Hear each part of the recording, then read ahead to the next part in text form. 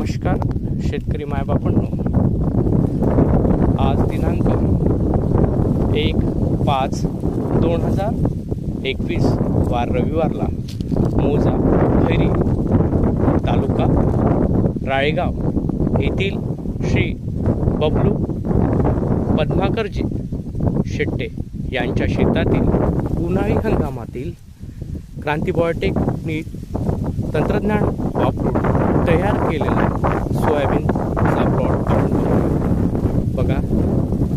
शेतकरी मायबापांनो, आज आमचे क्रांतिबायोटेकचे यवतमाळ जिल्ह्याचे प्रतिनिधी माननीय किरण बारापत हाते यांची आपण आज मुलाखत घेणार.